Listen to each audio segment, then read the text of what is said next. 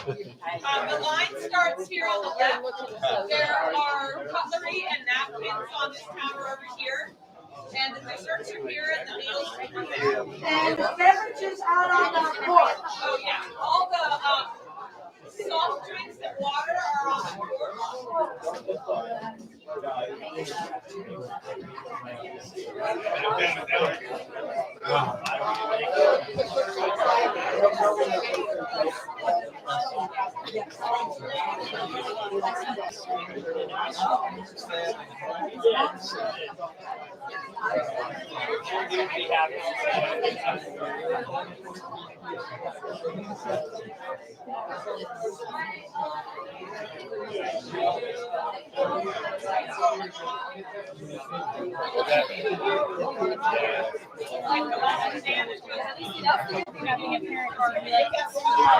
Kids, FPK.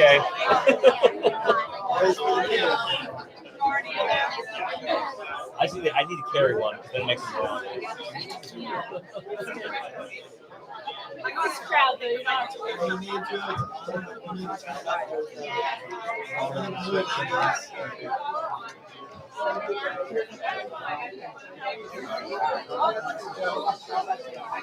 Oh, yeah, no, there's a camera right there. That's the cameras. I was trying to figure out, like, where is the camera? Like, he's playing tricks in my brain. Okay. No, he's live streaming. Probably. So there are people who are like, I want to hear what Okay, yeah. Okay. Nice to meet you.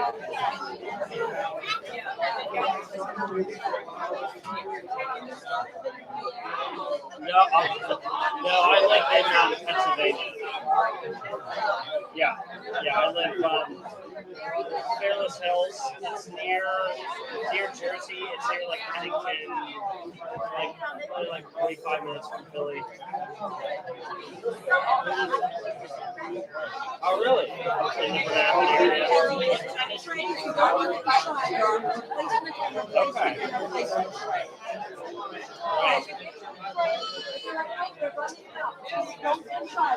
There's more? Okay. Good to know. I don't think you need to worry about it. Deacon.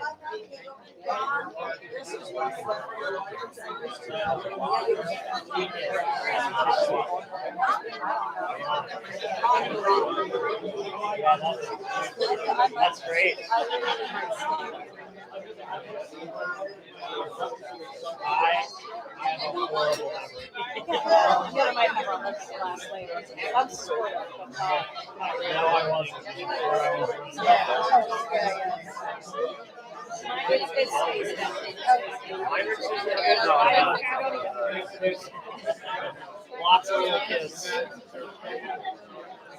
Oh my goodness.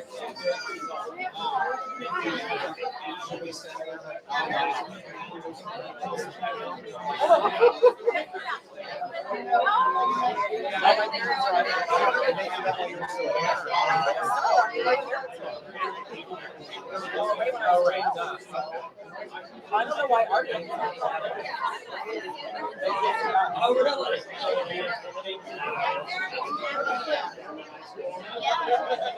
No,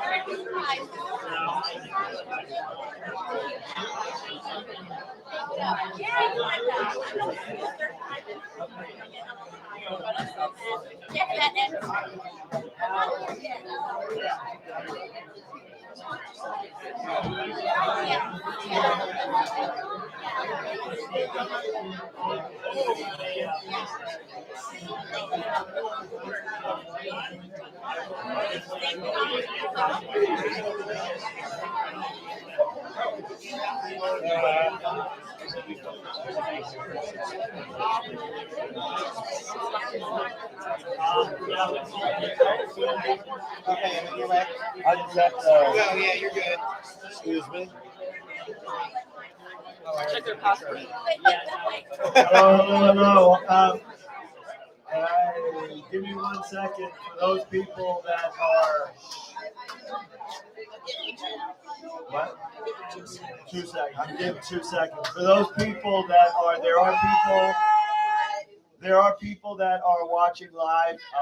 This is live, so if I just wanted to let the people online know that are watching that we will be starting with comments and stuff. Take a break, go get a cup of coffee. We're sorry you're not here and you don't get to eat with us. We would love for you to do that, but just don't get discouraged. It'll take a couple minutes to get things going.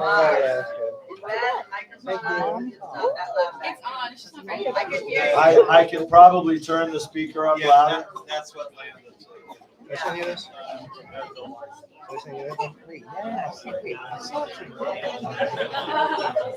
sent you a bunch of stuff.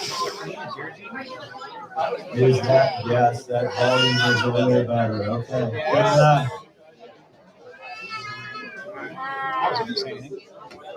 A lot of people here are definitely. You're gonna say something. Okay. You're gonna run it. Yeah, I'm assuming Frey will be. Yeah. Oh my goodness, we have Publix, and they were doing cheese sandwiches. It's in my pocket. So I tried to put it on. So I tried to put it on. And so we put it here, and it hit the plastic that holds the flap, and it bent flat. So I need to fly it back in place. Okay. Yeah. Okay. Thank you. Are they sometimes helpful? I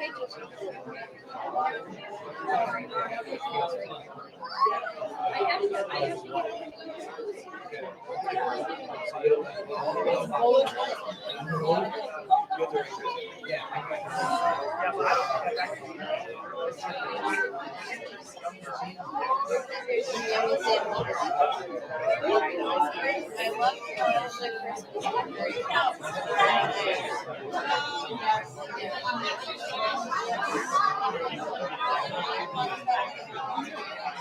Hello.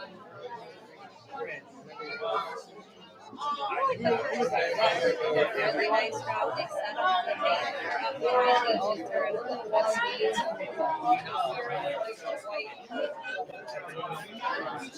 Like, with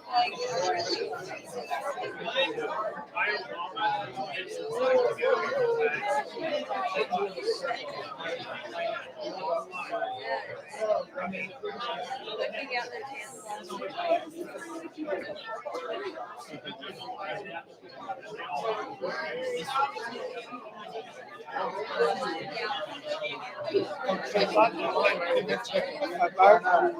I don't know if you're cutting the line. Look at me.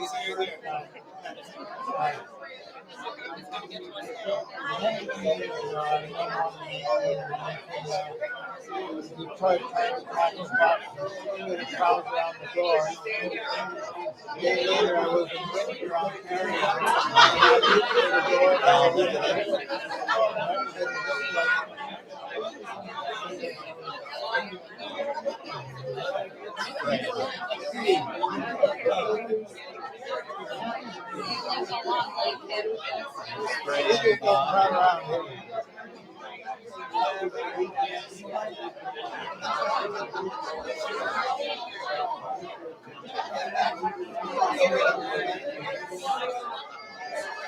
It drives me crazy. Literally drives me crazy.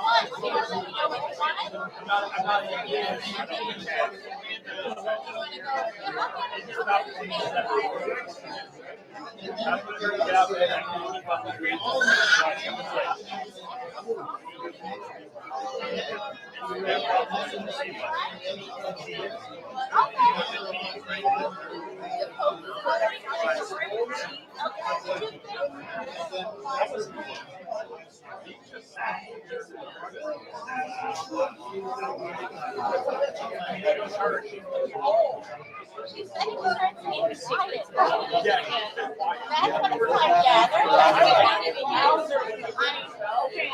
I know they were watching her like best friend. Yeah. She goes, why is my she is like a pro, like nursing in line. I'm gonna try to lift up your eyelids.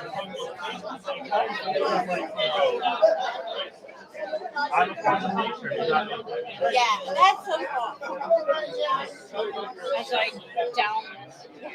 I know they had some juice they kept offering me, and I was like, no.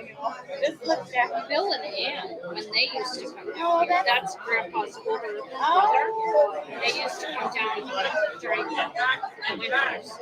So what's the story with this? It's the quilt. Yeah. They were here when they Well, were. is it a quilt or is it Oh a yeah, not a quilt. Tree skirt. Yeah. tree skirt? Tree skirt quilt. I don't think we're on. No. Yeah, we weren't here.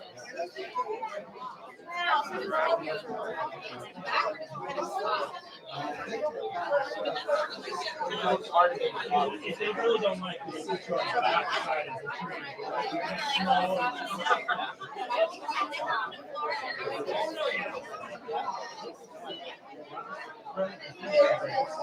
It's Christmas weather.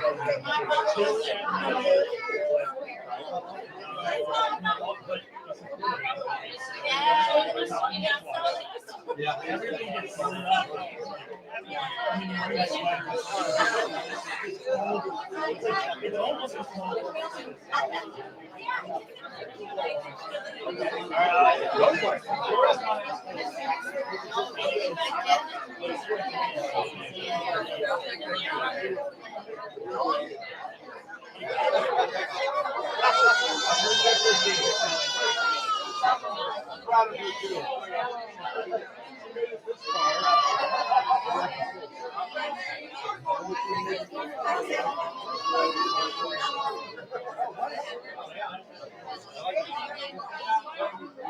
Yeah, there's a program in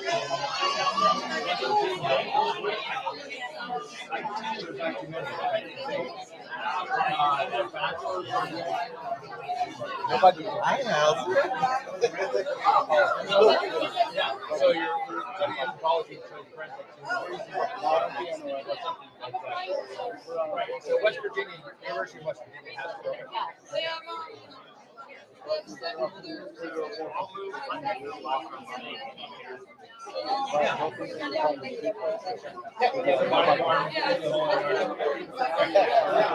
I worry about this I work in neurology. So I go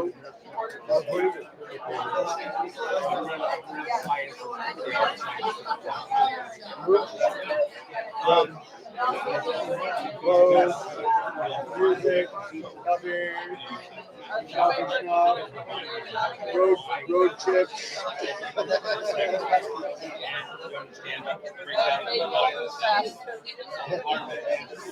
Right, you have to pay back someday, kid.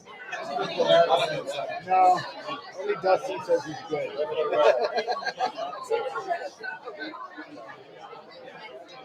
Pay it back makes you feel much better. Then you don't feel like it's all for nothing.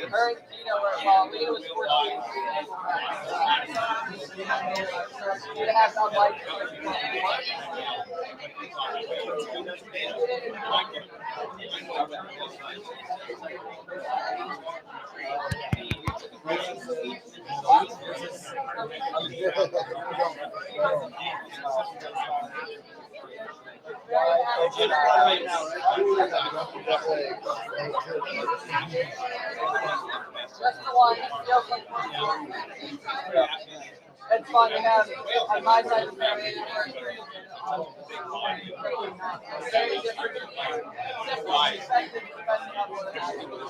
What is what's your last name?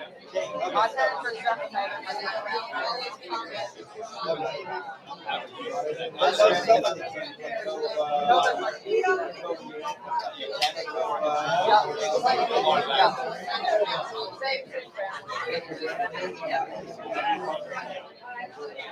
Yeah, that's the best friend.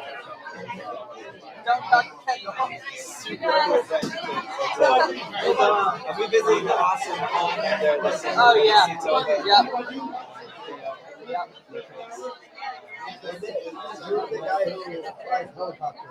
Dayton. Well, yeah, Dayton. Just say, well, Karen is planes and Dayton. Yeah, Dayton was one of the most interesting, like, I've been done like months and then he'd come back and he'd be doing helicopters. Yeah, I haven't seen him in a while. Yeah, he doesn't have. Now, last time I saw him, he had a full beard. So it's been a while. Yeah. They're having kids. Where does he live now? Pittsburgh at the moment, I think. I think they might be moving. He's He's still been flying? around in the area, but sort of around the area flying. Yeah, he's trying to get his hours in on jet helicopters. Bigger helicopters. And he's been doing like news reporting stuff. Like the news and helicopters. I think he's been doing a couple different jobs. The only guy that I met was like the 1 hour.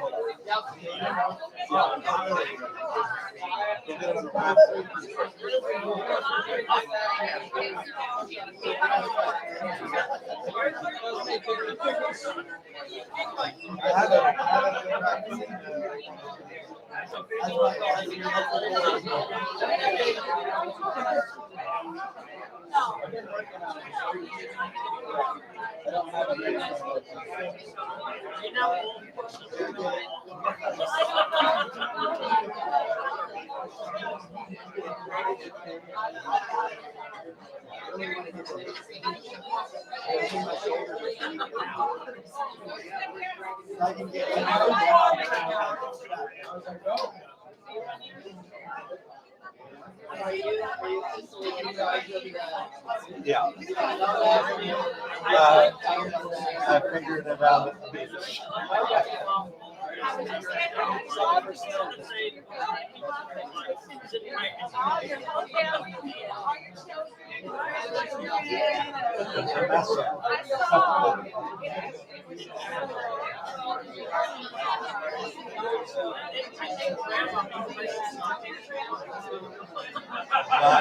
Grandchildren, he has 17. Great grandchildren, he has 19.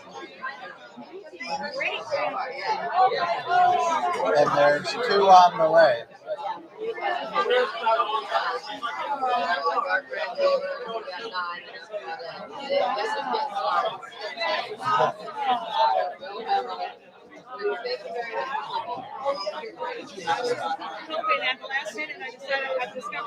I'm going to give a 1-minute warning here.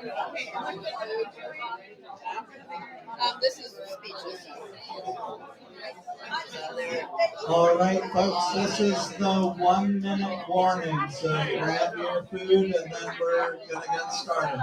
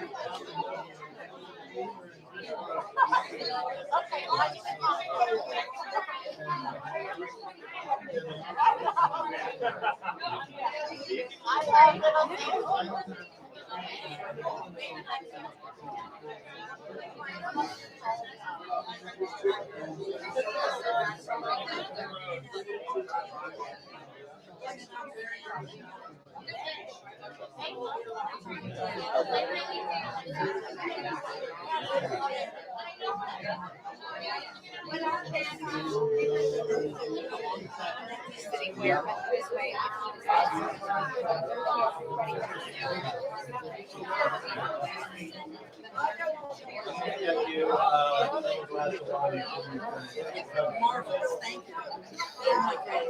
Oh, I'll bring yours over there. I'll bring it to you.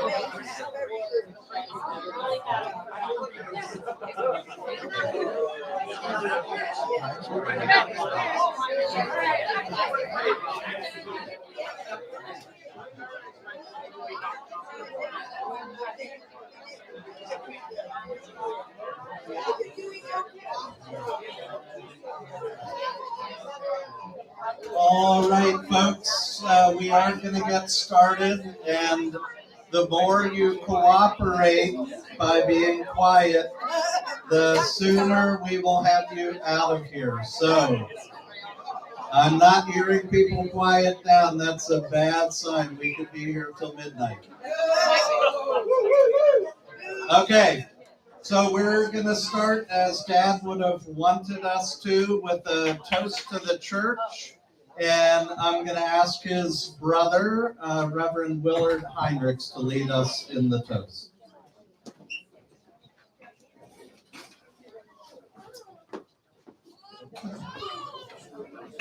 Yeah, it's a very distinct honor and pleasure at this time to propose a toast to the church, because as Bishop Buss so beautifully spoke to and illustrated in his talk, at the center of my brother Dan's life and his dear wife Mim was the church of the New Jerusalem, the new church, the new Christian church.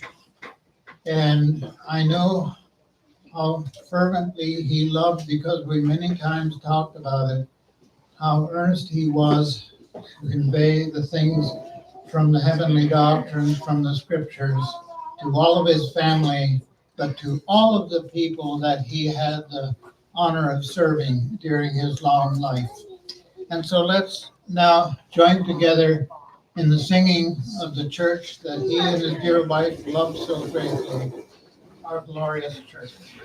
Our glorious church, thou heavenly bride, Jerusalem and restore.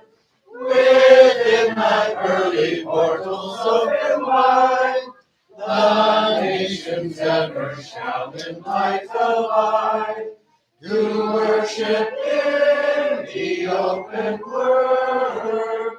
The glory of the Lord, descending from the Lord above, thy beauty shall not cease.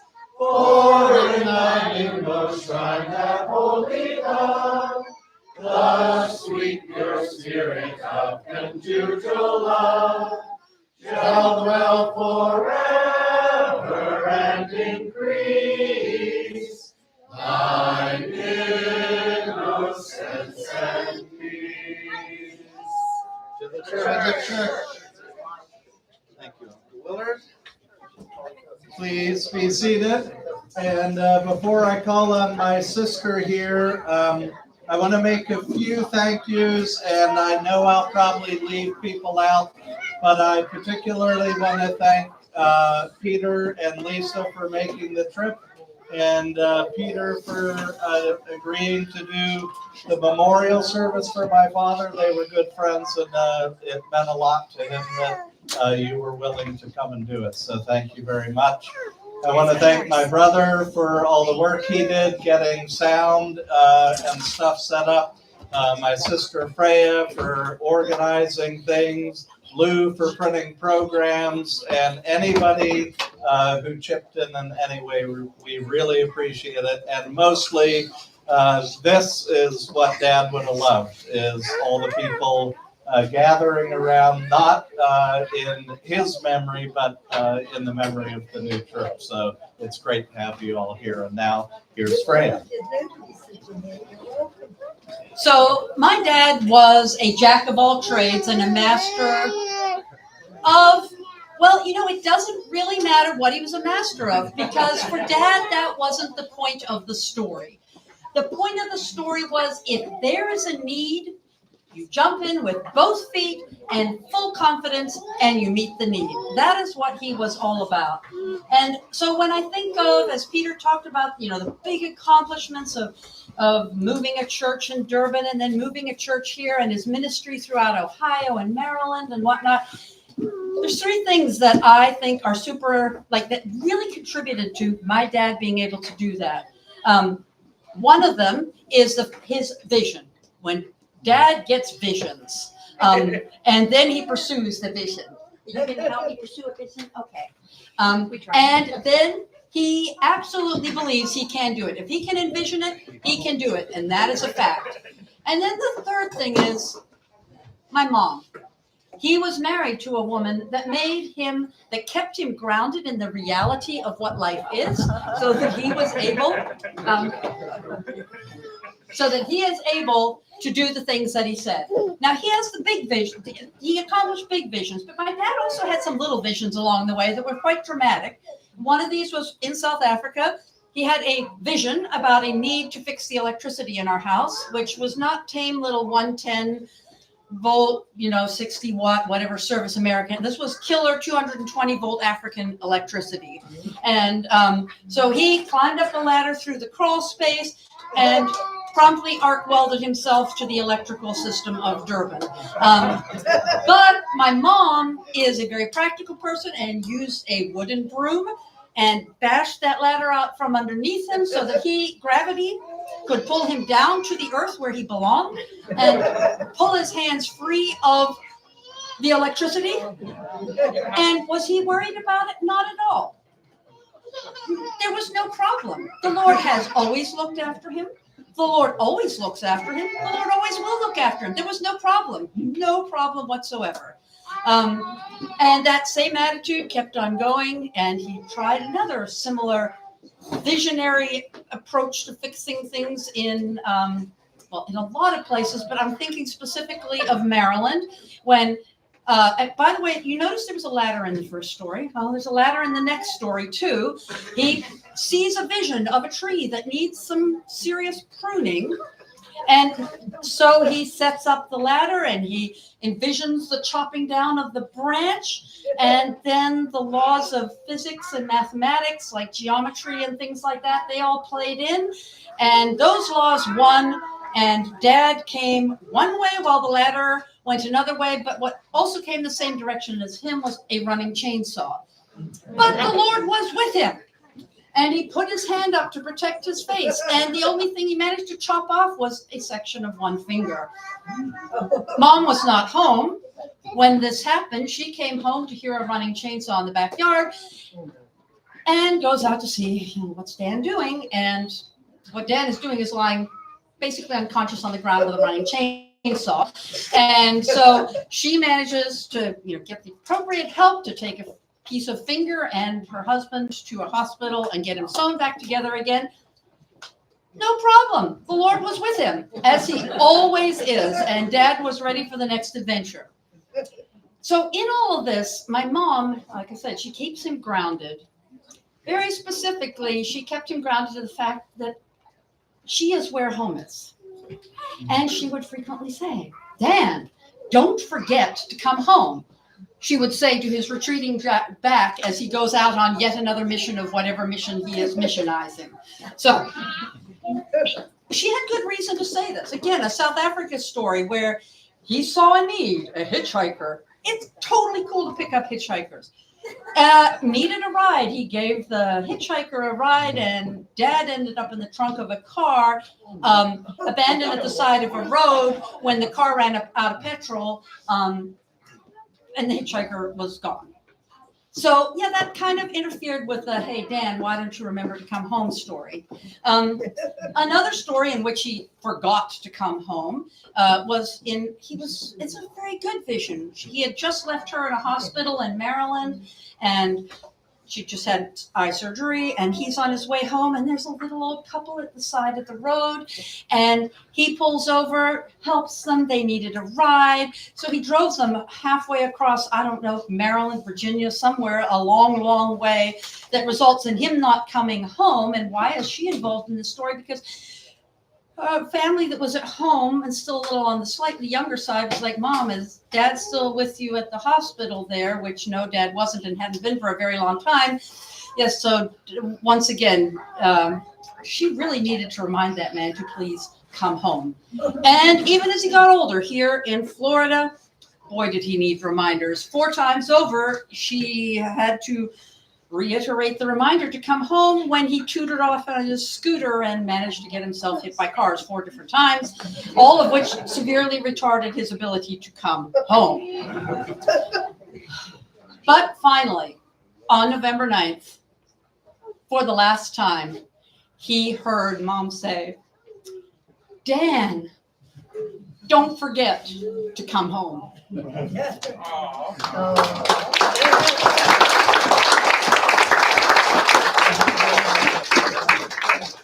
Thank you very much, Freya. And Bob, you are up next.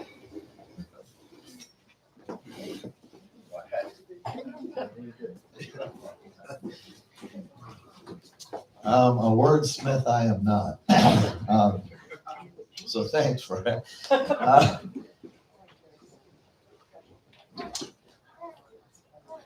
Dad,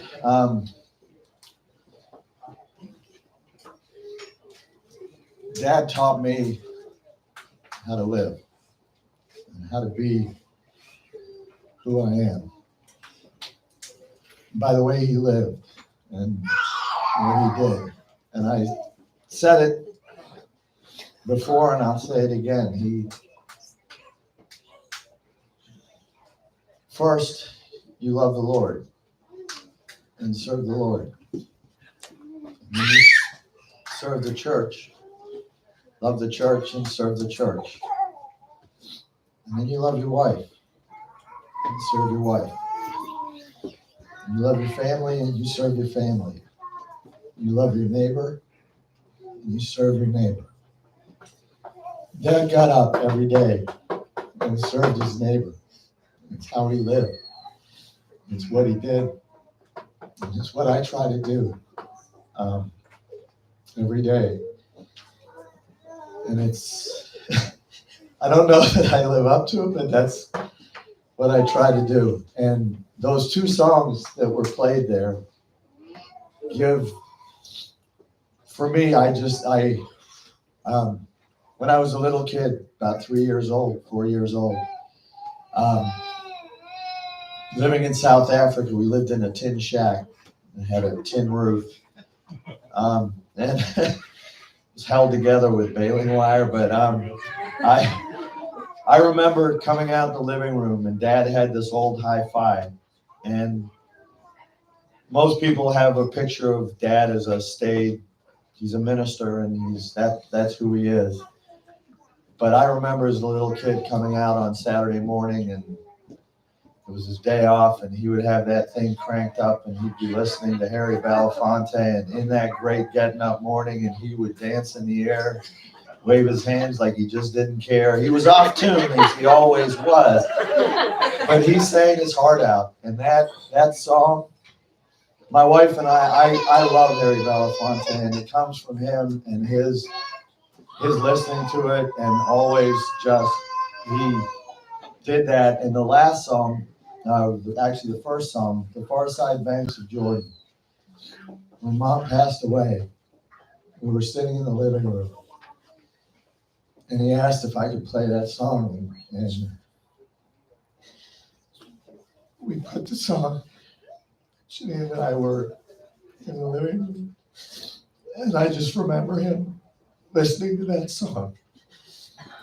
And when I see you coming, and he jumped up out of the chair. I will rise up with a shout and tears just pouring down his face. And I know Mom did see him coming and rise up with a shout and ran through the shadow of others. So anyway, I'm going to miss him.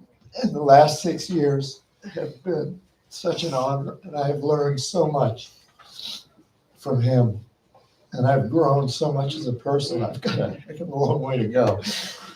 But I have come a long way in 6 years, learning from him.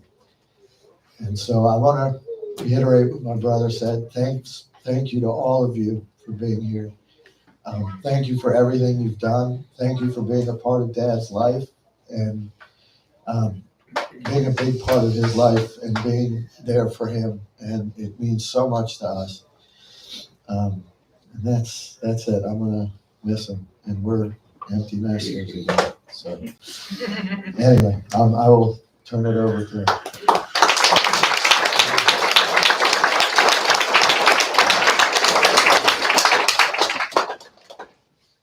Well, that's gonna ensure I'm not the only one that falls. Mary, you are up next.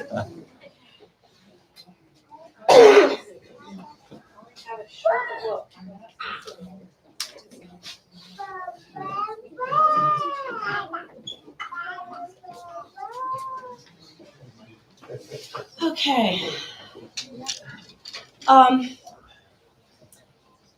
I was teaching at ANC when Freya called me and said that Dad had decided to stop taking his meds and that he had lost the ability to walk. And 2 hours later, I was on a plane down here, thanks to Freya. And thank you to my school, just let me go. And I got on that plane, just that big feeling that Dad's about to go. And came down here, and I was so blessed that he wasn't ready to go yet. And I had 4 days with him where I was able to say everything that I ever wanted to say to him. And he was still talking and still there. And I would take him out in his wheelchair for hours on end, and we'd walk and talk. And I ran with him in his wheelchair too. I said, Dad, I wanted to run with you just one more time. And I didn't actually choose to run with him, but Freya called and said the doctor was there. And we were all the way over there. So I said, guess what, Dad? We're going for a run. We're getting the wish. I have a video of it. I videotaped myself pushing him in the wheelchair with one hand. We're going. We're here. So that was the last time my dad and I ran together. But the first time we ran together was when I was in 2nd grade. And we went on a 2-mile run. And ever since then, I've been a runner. I actually found a T-shirt of his because I've lost mine on the first race that we did together, the Race for Liberty run down here in 1986. And I'm still racing, just got back to it. And Dad's the reason why I'm running. And I shared that with him. So for 8 years down here, I lived down here 11 years, but for 8 years, Dad and I ran together at least twice a week. And we would, being who we are, we would talk endlessly. Right? You run and if you can talk while you run, you know you've got it made. And we talked about everything. And he, of course, shared so much advice with me, right? And I will say, sometimes it was hard for me to get a word in because being a Heinrichs, he had to be just a little in front of me. So I was always just off his right elbow. And the man sweat like you can't believe. So literally, I would just have a face full of sweat the entire time running. And every once in a while, I'd say, Dad, would you mind if, we could run side by side? Could I move up and be like, sure, yeah. But then he had to. So I'm still running in his shadow. But I would run just off so that kept me quiet. So he would be able to talk more because I was drinking his sweat.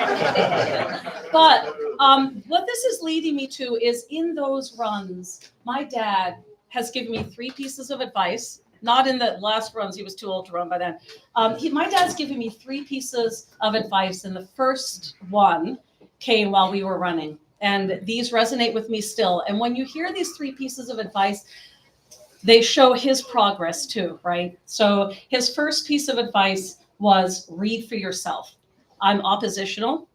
I told them it was their fault. They shouldn't have called me Mary, Mary, quite contrary. It was not on me. And I would argue with them about doctrine. You know, how do you know this? What about that? And I would not let up. And I can get a little intense. And Dad always stayed so calm with me. It was unbelievable. So he'd say his thing. And the thing that I respect so much about him is when I'd be impassioned and I would get like more and more big and exaggerated, and Dad would still stay very calm. And at the end of the day, he would always say, this is my understanding of what the Lord is saying in his word. You know what the Lord wants you to do? Go read it for yourself. And then you get to decide. And I'm not going to lie. I just said, I just want to argue with you. That's what this is really about. But thank you for sharing your. I think about that all the time. If I have a problem with what a minister, the Lord has given us the new revelation. I can read it, right? I don't need to take what anyone's saying to me. I can read it for myself, or I can be quiet. The second piece of advice that he gave me, so fast forward from my 20s to when I'm 38, and I finally realized that maybe I've got some work to do in my life. And I decided to blame it all on my parents, because that's what you do, especially when you get in therapy. You blame it all on your parents, right? So I was like, yeah, I'm going to blame it all on my parents. So I remember coming down here feeling a little broken. My marriage was not doing well, and struggling, with kids and parenting alone. And I unloaded on Dad. I told him all the reasons why he and Mom were the source of all of my ills. What a painful conversation. He sat there, he listened, right? I still remember we were at the pool, and he just sat there and listened. And he just kept saying, I'm so sorry, I didn't know. I'm so sorry, I didn't know. And I'm still in that raging thing, right? Then when I was done, he said, we did the best we could with what we knew, and all we asked is that you just do one better. Just do one better. And that has been such a comfort to me, right? Because I know, guys, I've done maybe a little better. And so when stuff would happen with my own kids, I'd be like, but I can just improve this one thing, right? Just this one thing. So that I still hold on to. So now in his 80s, so you see the progress, right? First it's read for yourself. Then it's just do one better. And his last piece of advice that I really still hang on to, he gave me when he was in his 80s. Never would have thought this would have come from my dad. But we were just talking about life, and he said, Mary, if there is one piece of advice I could give you now, it would be to hug your boys more. Boys need hugs. And at that point, I stopped hugging my guys. They were a little gnarly, they were like third grade up through 10th grade, sophomores. But I do listen when my dad gives advice. By that point, I'd gotten past my bitterness, right? I was back to embracing my parents. And so I told my kids, we got to hug. We got to hug more. And they're like, heck to the no, right? So I would stand there on their way out to the bus stop. I'm sure Kira remembers this. Out to the bus stop, and they'd have to give me a hug. And we're not a huggy family. I wish we were, guys. I wish we were. But thankfully, some of you have married people who are huggy. Thank you for hugging my boys. We're not a huggy family, but I hugged them, right? They would, on their way up, say, you got to give me a hug. So Declan and Rafe would, and Brielle was always happy to hug me. But Kira's like, I am not hugging you. I am not hugging you. I'm like, you are hugging me before you walk out this door. I made him hug me, and Skylar never argued with me. Skylar is happy to hug me. Thank you, Skylar. And anyways, just want to say that's the last piece of advice that he gave me. And, when we were, and I just want to say one more thing about hugging. I want to give a shout out to Declan, who was sitting in my living room one evening. He's like, Mom, I think you need more hugging. And we tried for a little while. I'm not a hugger. Maybe I will be in the other life. But Deck, bless you, my son, for trying. So the last thing, when Dad and I were running, and I said, Dad, was trying to encourage him to encourage his body to let him go. And I said, Dad, when we get up there, we're going to be racing again, right? And he's like, well, there's no time and distance in the other world, so I don't think we'll be racing. And that's it. Thank you.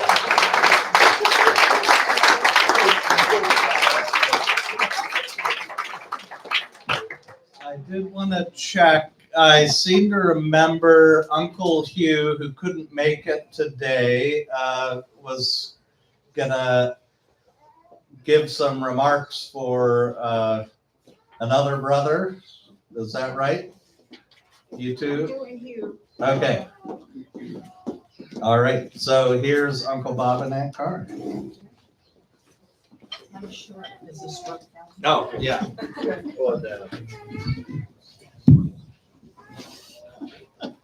There you go. These are our comments from dear brother Hugh. I suspect most of the people here today will be addressing their remarks having to do with Dan's role as a father and pastor. I would like to share my memories as a brother. During World War II, our father was away in the war, and my oldest brother, Phil, who was 6 years older than Dan, also was in the war and stationed in Scotland. So at about 13 years old, Dan had the weight of running the farm. Our mother certainly was at the helm, but I remember when I was in bed at night hearing Dan and Mom talking. In general terms, Dan was faced with running our farm and arranging for help from our neighbors. This included borrowing a horse to help us with putting fertilizer on our very large vegetable garden and arranging for plowing and cultivating the garden. Dan also supervised us with planting, hoeing, and weeding the garden, as well as the harvest.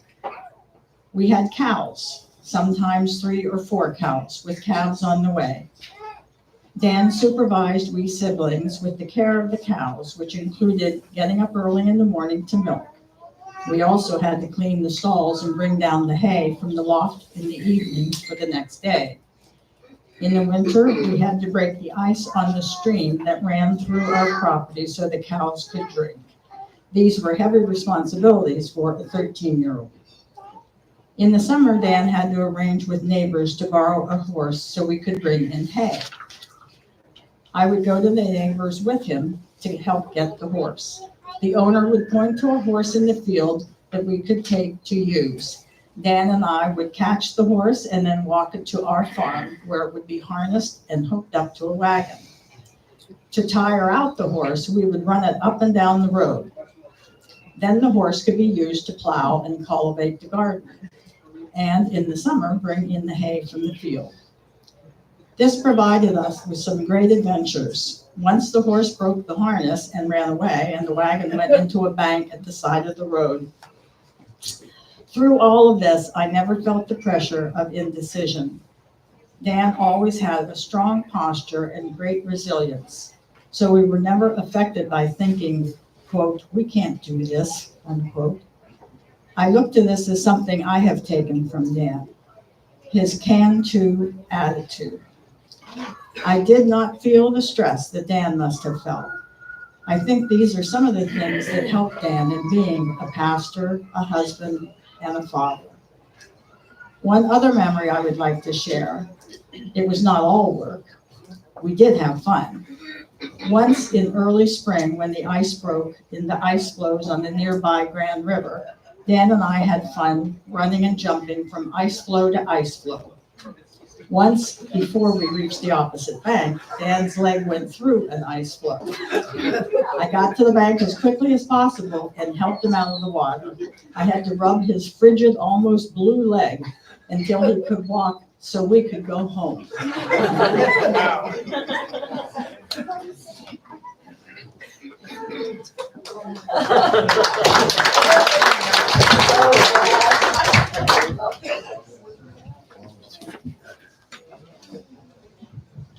That is a true story. I'm going to skip a whole lot of my life with Dan. Obviously, I was a younger brother, and he was a father to me while Dad was away. But one of the things that was really beneficial when his dear wife Miriam passed away, we would have Dan come and stay with us for 2 weeks. And sometimes then we'd come down here, so we had a lot of contact. During that 2 weeks, he and I would go to a trail, and we would walk and talk and walk and talk and sit on benches and walk and talk. And I was quizzing him a lot about how he got to do what he did and who his family was and how he acted and behaved as a father, so to speak. But one of the curious things I was really interested in is, Dan, what was your calling to the ministry? And I pressed him on that and pressed him on that and pressed him on that. Getting a call to the ministry is not just everyday work. And after much talking, he would take one thing at a time. So it wasn't a whole long session, but this is how I became to minister. But he had a true calling. And it was a buildup over incidents that happened in his life as a teenager, in college, after college, and some jobs he got and worked with other people. And he saw a real need that he could make a real difference, I thought, in this world if he could become a minister. So he applied to the church and got accepted. And he had to make up courses and do all kinds of things, learn Latin, learn Hebrew, So, but he worked hard and he graduated and became a minister. But his calling was a period of, basically, I'm going to say, 3 major things that happened to him as a person. And then one other thing, that he went to church, he loved the church. As a teenager, he was not afraid to talk about the church to his friends. And that was his calling, in a sense, that he saw that this was so big and so much that he wanted to share. That's right. Thank you. Now, Sister Dory, his youngest sister, she sent this. For the last few years since Miriam passed away, Dan came to Bernathen for an extended visit with Brad and Kathy during the summer and early fall. During these times, Dan came to our house for supper every Friday night. We had such a good conversation all the time. I miss these conversations. I miss Brother Dan.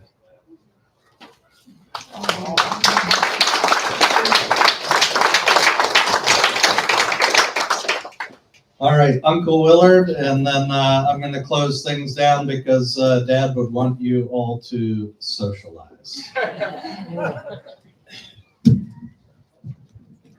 I wasn't really looking to have the last word. You're not getting it, I am. Yes, one of the things that amused me was when, I guess, Freya, you were talking about how he almost got himself electrocuted.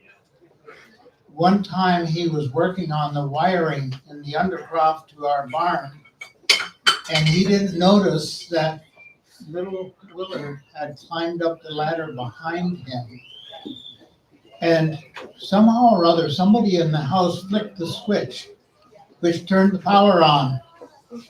And I sort of lost my balance on the ladder, and I reached over and grabbed this bare wire. And I was just hanging there, just woo, woo, woo, woo. And Dan became aware, fortunately, of what had happened to me. He turned, and with perfect presence of mind, instead of trying to pull me off the wire because he knew what that would do, he leaped into the air and tackled me in the air and pulled me down. That neither one of us suffered any indignity. But my point is, he often showed unusual presence of mind in difficult situations. As the youngest in the family, Brother Hugh already spoke about our dad and our eldest brother Phil going off into the war. Well, from the time I was a very little child, 3 years old, Dan's 13, 14, he had such a powerful influence on me. He was such a good brother.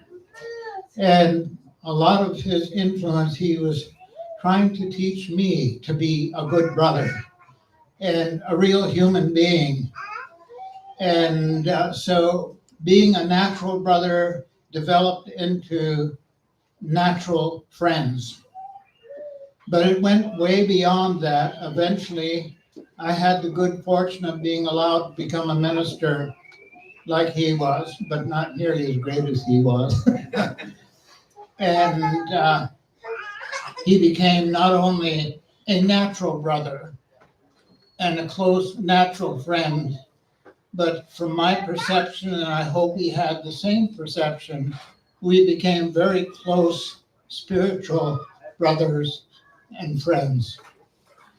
And of all things, the third dimension, we were also clergy brothers and friends to the end of our lives. And I enjoyed so many wonderful discussions with Brother Dan over the years.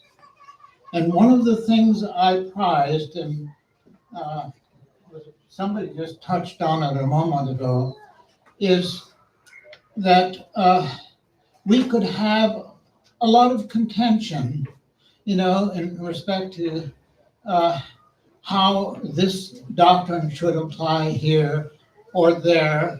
But there was never a question as to whether the source was true, whether what the Lord says in the Old Testament, New Testament, and the heavenly doctrine. The question was never whether that's true. No, the question was always how it's true. How it's true for the human race, how it's true for the church, how it's true in our personal lives. And as we got older, I had the good fortune, we more and more were able to open up to each other and talk about some of the internal challenges, that we had, having come from a common heredity, a common rearing. And so we found that we even talked about our dreams, and there was sometimes remarkable similarity in the dreams that we had, sort of underlining maybe the dimensions of problems that we needed to work on. But in any event, my brother Dan was a wonderful natural brother and close friend, spiritual brother and close friend, and then clergy brother and close friend. And I am going to miss him so much, because from time to time, not every week, we would be on the phone with each other talking, and sometimes for almost an hour. Anyway, he was such a delightful man, so strong, a constant influence to, act with decision, act with determination, but hopefully not uncharitably. So, anyways, thank you so much. I feel so privileged to be able to speak about a brother who is obviously so admired and loved by all of us here. Yes.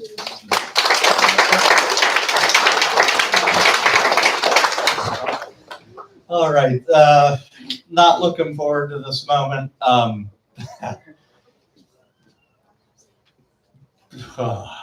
This is a Heinrichs thing. It's tough to get words out.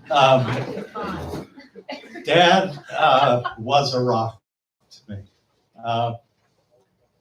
And three things that really stood out to me. One was church. You went to church. That was just a no-brainer. And it really stuck with me. What an easy commandment. I don't have to give anything up.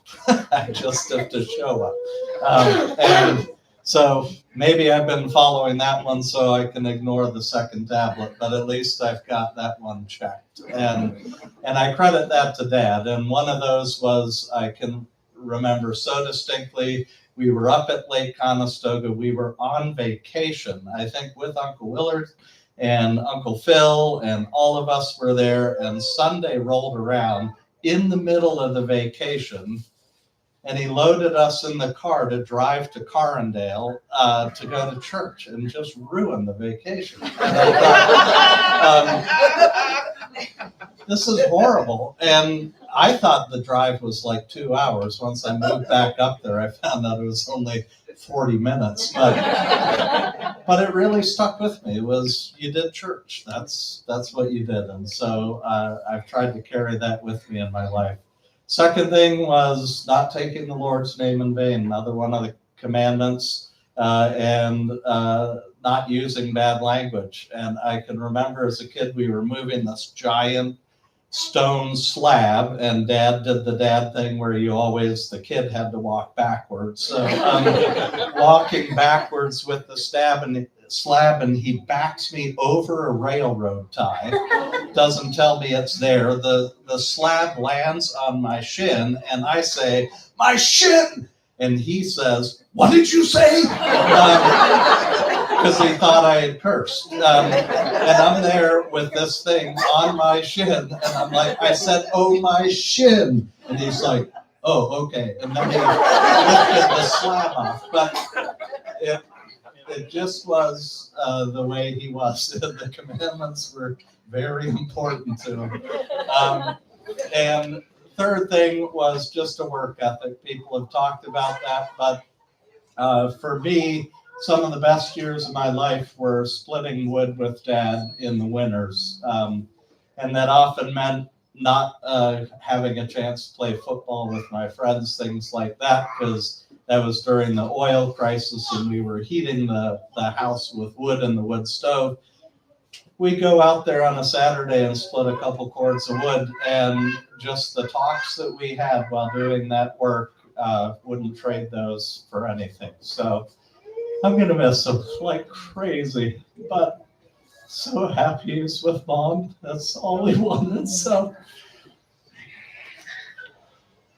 I guess it's goodbye for now. Thank you all for coming, and socialize as Dad would want. Thanks.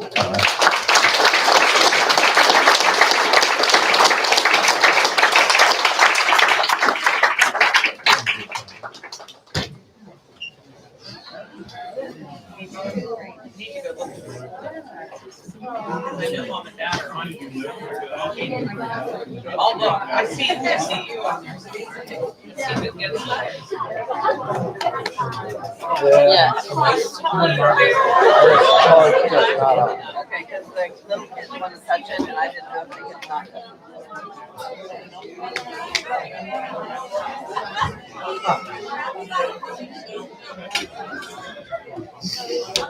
know that.